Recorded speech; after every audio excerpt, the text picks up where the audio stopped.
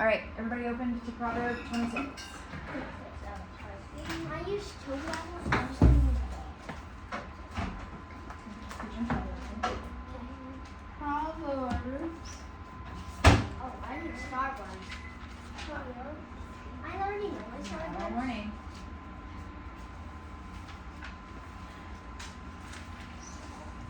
Okay, what verse stuck out to you today? 16. Read it. Which says, lazy people consider themselves smarter than 7 wise counselors. Mine says a sluggard is wiser in his own eyes, and 7 people live to directly. You said 16, correct? Yes. What stuck out to you? I really put my mark back. So go back to 29. 26. Oh, we're doing.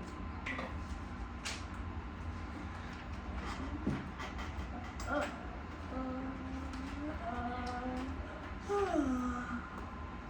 24. People may cover their hatred with pleasant words, but they're deceiving. Okay. Crowley? I can tell you that. What is it? So 26, 23. Like a coating of silver dross on earth, a fervent lips with an evil heart. Like the glaze covering an earthen vessel are fervent lips with an evil heart. Mine says like a coating of silver dross on earth. Oh, mine is verse 5. Those who flatter their neighbors are spreading nets for their feet. And so I read the wrong to his folly. What verse? Verse 5. Of 26? Oh, I thought we were doing 29. No. She did something I didn't. Still says 26. I read the wrong. I was also in the chapters left to find out. Okay. So today's key verse, your copy verse, was verses 18 and 19. Like a madman who throws firebrands, arrows, and death is the man who deceives his neighbor and says, I'm only joking. Mom, Orion told me to do 18 and 19 from 29. It's okay. Because you asked me. Which chapter? Let's not play the blame game. Let's Exactly. not play the blame. Let's not displace I blame. chose. We can accept and say, hey, I did the wrong chapter, and we can move forward. We don't need to say, well, so-and-so told me you wrote the wrong chapter. I didn't say it in a mean way.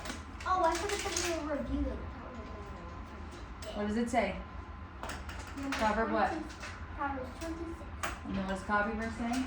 18 and 19. Okay, so the logical piece would be that chapter, Is those verses.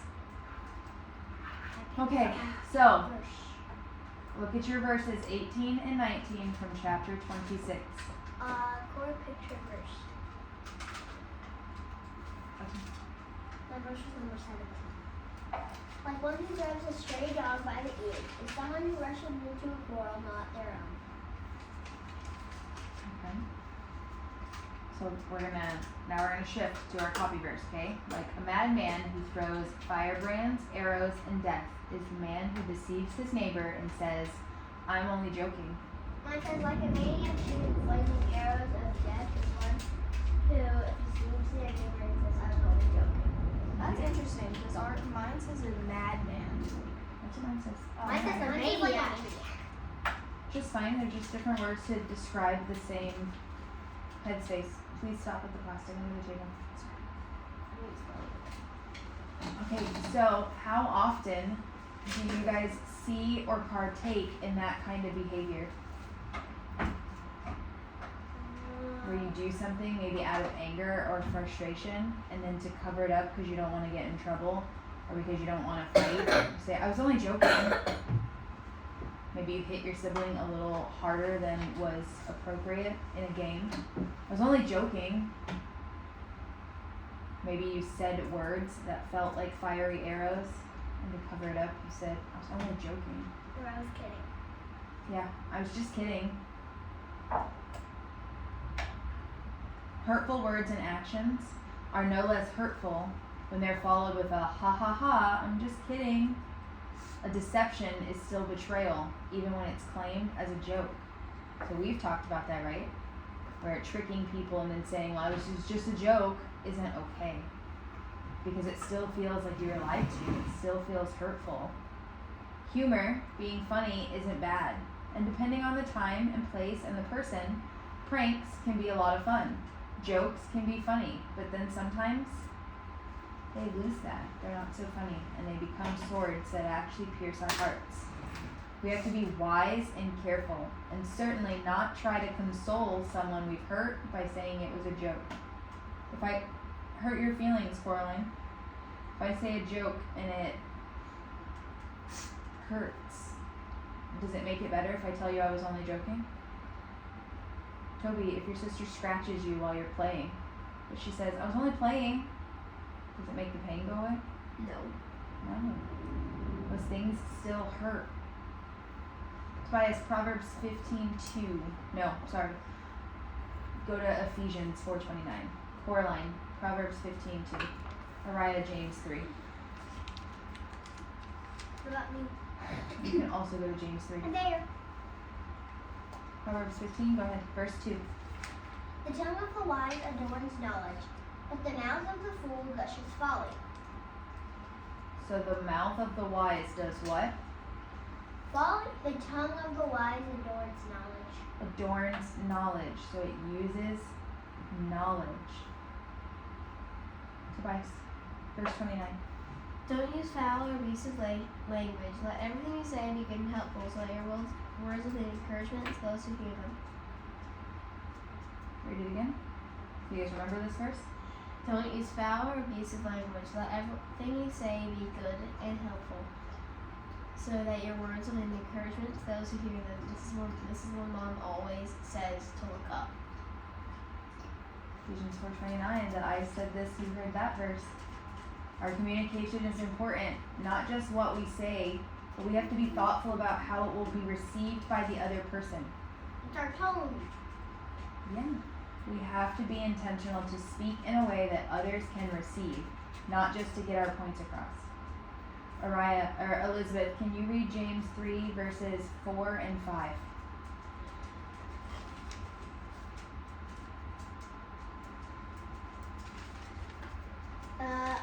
Or take ships as an example, although they are so large and are driven by strong winds. They are steered by a very small rudder wherever the pilot wants to go. Likewise, the tongue is a small part of the body, but it's great for consider what a great force is set on fire by a small spark. Okay, Ariah, will you read verses 6 through 12? 6 through 12? And the tongue is a flame of fire. It is a whole world of wickedness, corrupting your entire body. It can set your whole life on fire, for it is set on fire by hell itself. Before people can tame all kinds of animals, birds, reptiles, and fish, but no one can tame the tongue. It is restless, evil, and full of deadly poison. Sometimes it praises our Lord and Father, and sometimes it curses those who have been made in the image of God. And so blessing and cursing come pouring out of the same mouth. Surely, my brothers and sisters, this is not right. Does a spring of water bubble out with both fresh water and bitter water? Does a fig tree produce olives, or a grapevine produce figs? No, you can't draw fresh water from a salty spring. Okay. So what does that tell us? What do we see happening there? The tongue is a weapon. Okay, the tongue is a weapon. What else? That bad and good should not come out of it. Yeah, that bad and good can't come out of it. The root is going to be the same. So just like a fig tree can only produce figs, if we bought a fig tree and we planted it and we did all the things and then come time for growing, it grew olives, would you say that the fig tree was bad? No. What would you say? It was an olive tree. We were bruised. We were bruised. We were sold an olive tree, not a fig tree. Because the tree can only produce what is within it. So what does that tell us about what is coming out of us, about our fruit? If we're bad, or if we're good. We can only produce what's already inside of us. So if we fill our bodies with good stuff, when it comes time to pour it all out, pour out good. Very good. So we have to be focused on what is going in. Are we flourishing and feeding the good things to produce the fruits of the Spirit, or are we engaging with the Holy Spirit so He may produce good fruits in us? Or are we indulgent and feeding the things of the world that want to make corrupted fruit? So, raise your hand if you've ever been hurt by someone and then they said it was just a joke.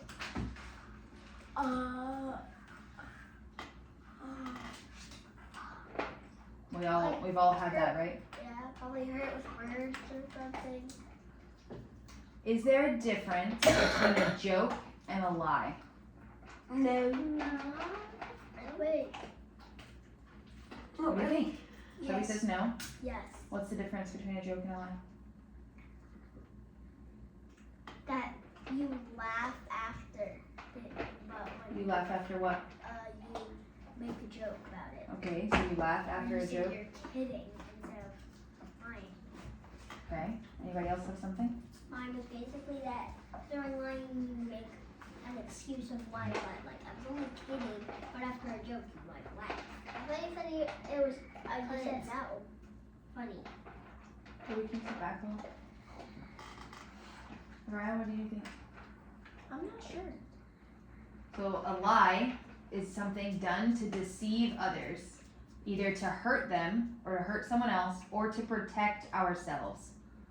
A lot of times when we lie, it's because we think we're going to get in trouble or we're going to get into a fight or it's going to have a negative outcome. So we're trying to protect ourselves from the consequences. But there could be times when you're lying to help someone. Like when?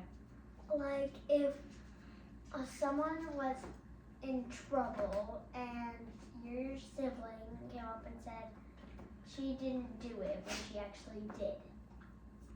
Okay. Is that really helping them? Hold on. Where's the lie helping? I don't understand. Please stop drawing on your book. Because it would help for not her to get in trouble. Do you think that discipline in the moment is necessary? No. Wait, How come? say that again? So, give me an example. What did your sibling do that they're saying they didn't do? Clogged the toilet. Okay.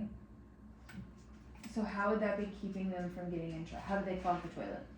Did they do it on purpose or was it an accident? They did it on purpose.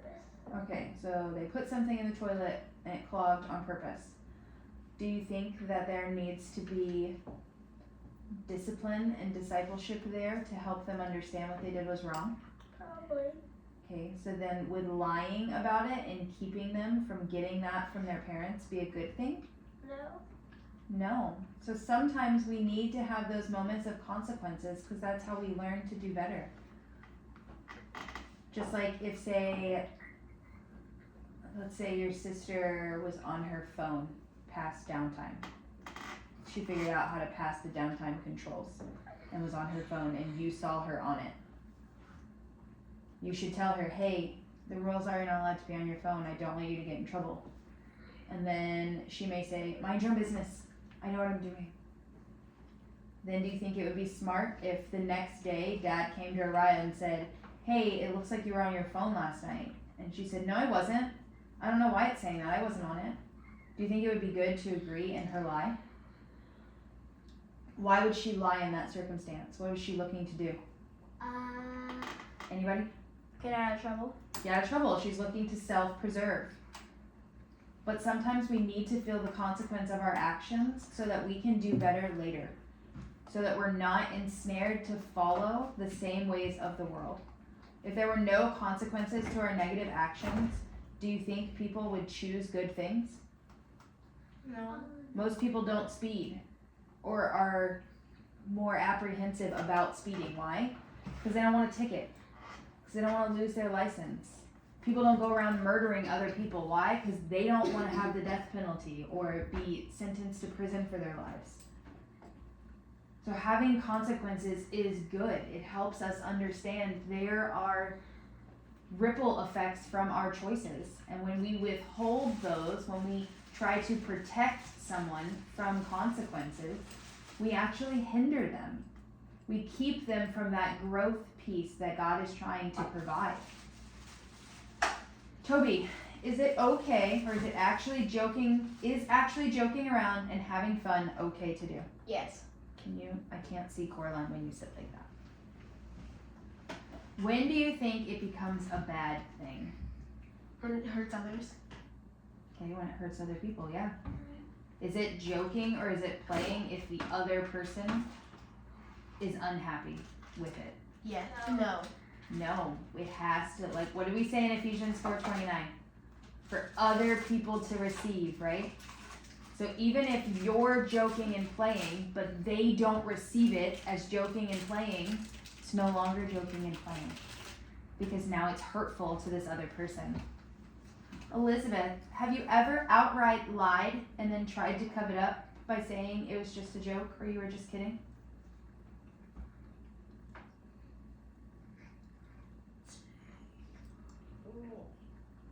Well, I don't think of lying, but I do say mean words to people and say I was just kidding. I don't think. Are those mean words true? I'm not. Then it's a lie. Maybe sometimes, I'm like not saying you guys have ever said this, but like maybe you say something like, "Oh, that looks so ugly today. I was just kidding." "Oh, you're so annoying. I was only joking." You hear those pieces? There's some truth into how you're feeling or what you're thinking about it. But instead of owning the consequences to speaking that thing out loud, we want to cover it with the lie of, "I was only joking. I was only playing. It was a joke. Don't be so serious." It's not a joke anymore if someone else is hurt. Araya, what do you think a madman is? Someone who's crazy. Someone who's crazy? Anybody have anything to add? What is a madman? A person who's mad? Person who, like angry mad or like Mad Hatter mad? Crazy mad? A little bit complicated. Like crazy and goes all over stuff. I'm not thinking. Yeah, so we have crazy, we have insane, someone who's doing harmful things with no care to how that plays out. So he said, a madman throwing firebrands, arrows, and death is a pretty wild picture. Is it just a death? And death. He's throwing death. So, like, envision that for a second in your mind. You have this person who's crazy looking, throwing all of these things that are super detrimental, that are out to kill you, right? Our words have the power to what? To break down and kill. To break down and kill. And what's the other side of that? What else do they have the power to do? Build up and give life. To build up and give life. We heard in James, there is power in the tongue. Our words have power. We are created in the image of God, and God spoke and things happened. There's power in words. Not magical power. We're not going to speak in things up here. But we know in the spiritual realm, our words have the ability to either build others up, encourage and draw them to Christ, or they have the opportunity to push away, to push down, and to destroy.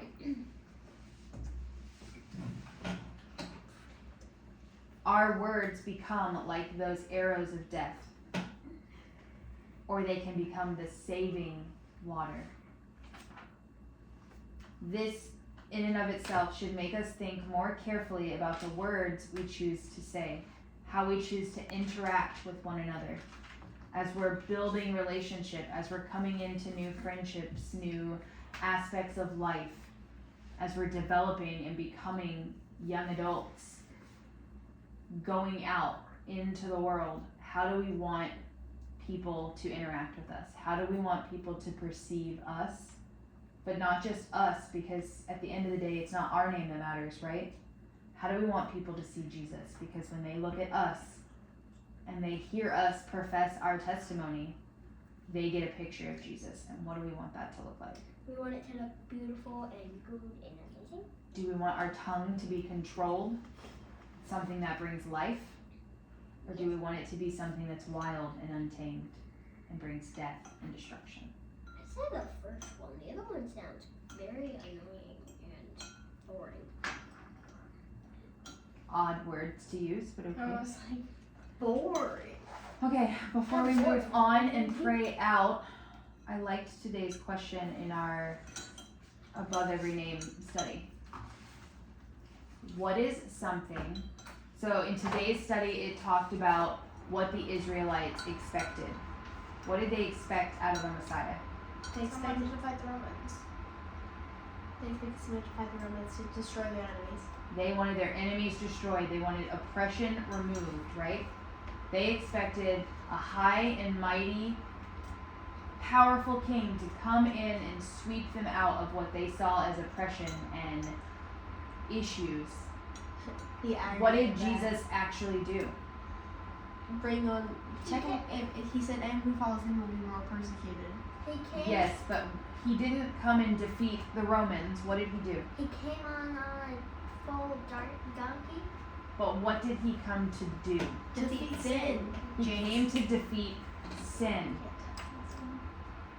So why is it, do you think the Jews were happy about this? No. If you said no, raise your hand. Okay, so why do you think the Jews were unhappy about it? That's not what they wanted. Okay. Oh wait. Anybody else? Because it's not what they Why wasn't being saved from sin? So we're reading in Exodus and stuff with Dad right now, or we're in Leviticus now, but we know they know about sin, right? Sin could help them benefit from things, certain things like. But we know they know about sin. We know they have the temple worship. They have the sacrifices. So they know that sin costs something. So why would they be unhappy about being released or freed from sin? Because they would be expected of more. Okay, because they might be expected of more. Anybody else? Because they might have expected Jesus to do more than to just save them from sins. They wanted him to be maybe fight in battles. Because they probably got their hopes up. Is that the hopes up? I'm sorry, it sounded like you were done. Maybe choose our tone wisely, okay? They wanted him, maybe they wanted him to just fight more big battles instead of just doing one thing that he had to do. Okay, so here's my question.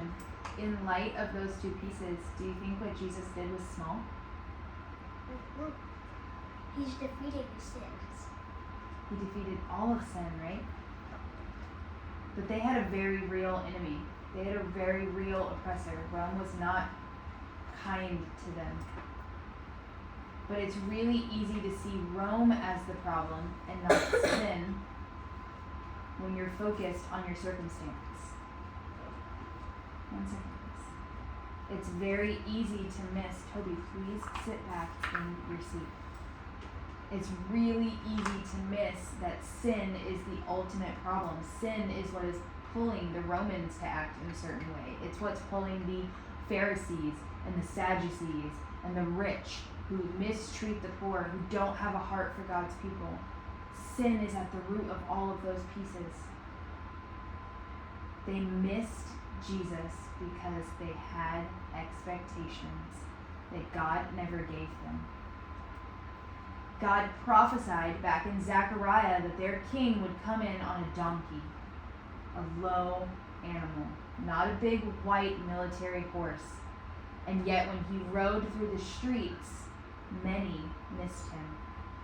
They refused to acknowledge prophecy being fulfilled, though they studied prophecy every single day. It was the core of their life. They still missed it because it didn't look the way they thought it should. So with that, what is something you expect God to do? Or a way you expect God to respond or act? When it said, how do you expect a victorious king entering the city to look like? I said that No, we're on the other side. Other side, this one? Mm-hmm. Mine says, what is something about God's plan in your life that has been different than what you expected? It's the same as my question. Oh. What is something that you have expected God to do? But it didn't come out like it. We don't have to get to the how it came out yet. What is something you expected God to do?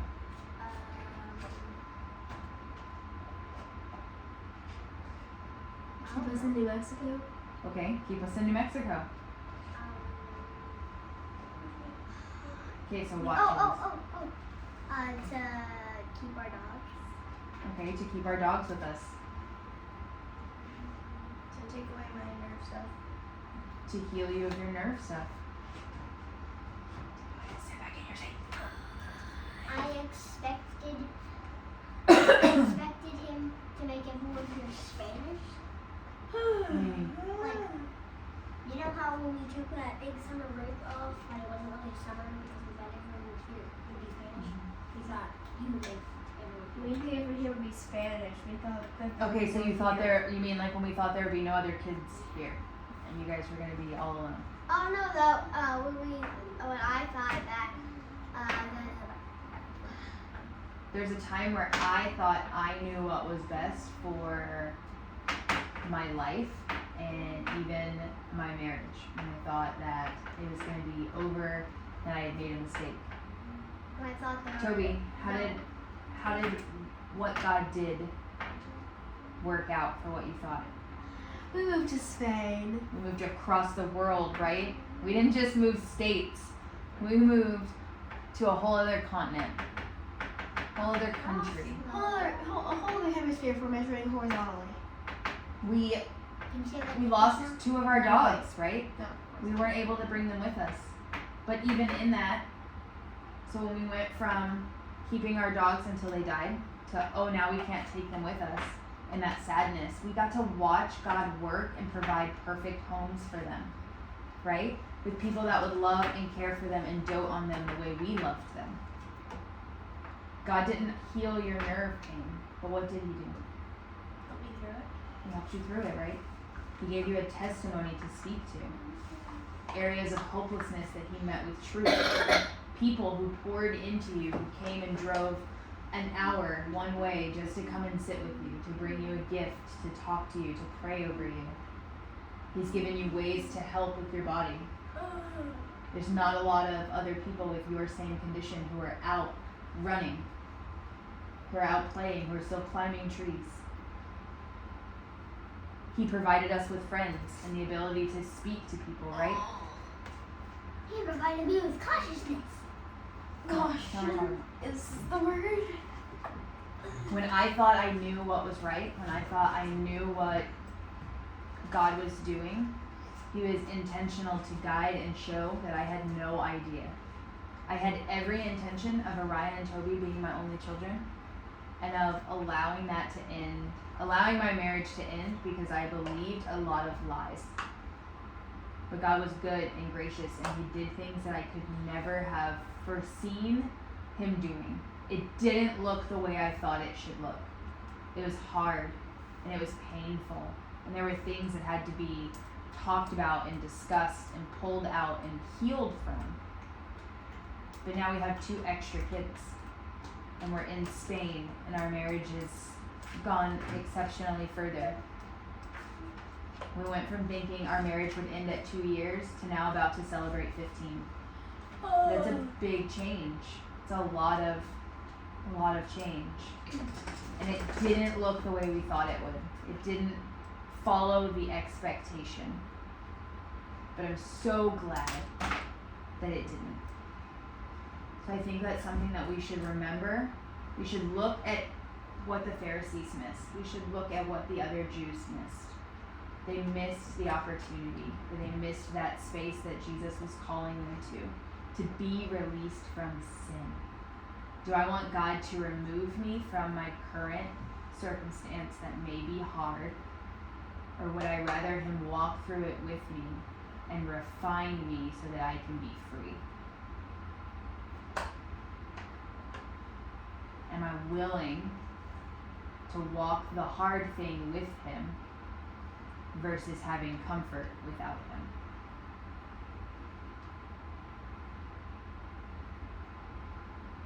With that, Tobias, will you pray us out? Dear God, thank you for this day.